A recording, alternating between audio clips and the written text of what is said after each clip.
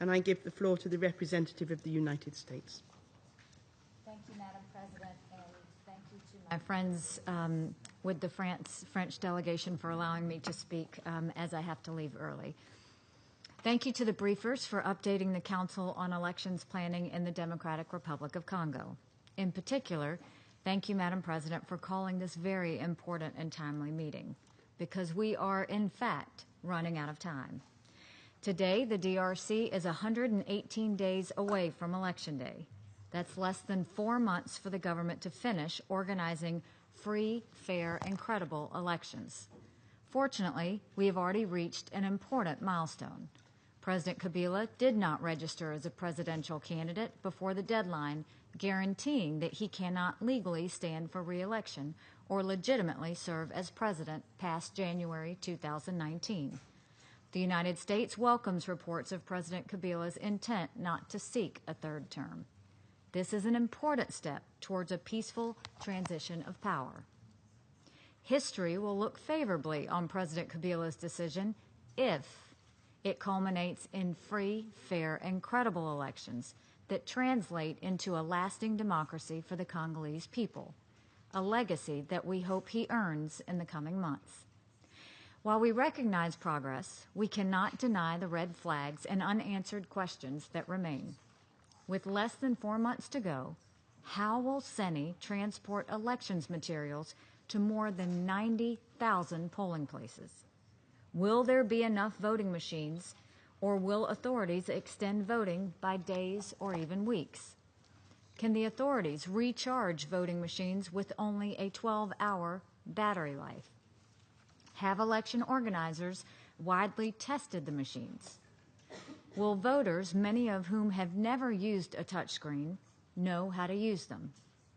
Are organizers preparing paper ballots as a backup if the electronic voting machines fail?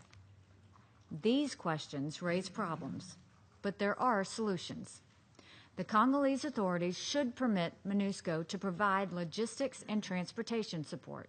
MONUSCO has already the available assets that the mission is ready and willing to deploy.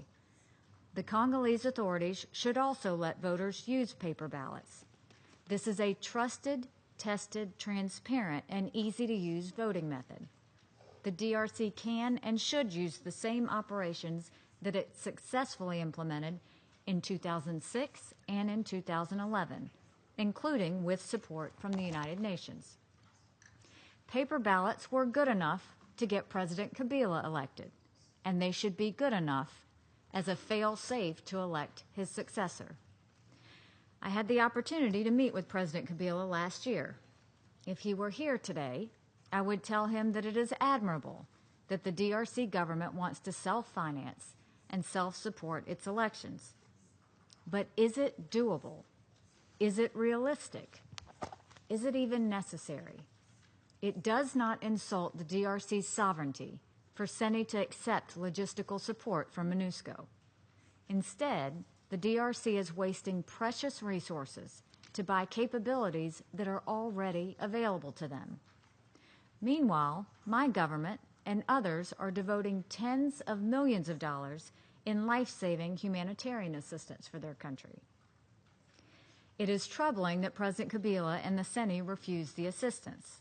We respect the DRC as a sovereign member state of the United Nations, but it can't help but raise suspicion when the Congolese government refuses the assistance that would help make free, fair, and credible elections a reality, but continue to take the humanitarian assistance that so many of us continue to give them. Other red flags add to our suspicion. We are deeply concerned about the CENI's decision on August 24th to disqualify some opposition presidential candidates for what appear to be political reasons. This is not how an electoral process or any independent electoral commission should function. We also praise those candidates who feel they have been unjustly disqualified for using the appeals process that was open to them. By abiding by the rules of the domestic process, opposition and civil society organizations further reinforce just how much independence DRC's National Independent Electoral Commission has lost during Mr. Nanga's tenure. The National Assembly president also continues to deny the wish of an opposition party to replace its Senate candidate in violation of the December 2016 St. Sylvester Agreement. The Minister of Justice continues to detain dozens of opposition members and civil society activists, again in violation of the St. Sylvester Agreement. There must be a political space for candidates to campaign, citizens to assemble, and opposition members to speak freely without fear. There can be no violence, intimidation, harassment, or silencing of the opposition. Political parties must be able to compete on a level playing field. We will never know the will of the Congolese people without an environment conducive to elections. We have 118 days. These problems are fixable. There is still enough time. The suspicions we have may come up to nothing. Ultimately, though, the Congolese government must choose. The hopes for self-determination of more than 80 million Congolese citizens are riding on the decisions that President Kabila and the Senate will make in days and weeks ahead. Now is the time for choosing. We ask them to choose support for MONUSCO, choose free, fair, and credible elections on December 23rd, choose a peaceful transition of power in January 2019, and by doing so, choose a better future for generations of Congolese to come. Thank you. I thank the representative of the United States for her statement.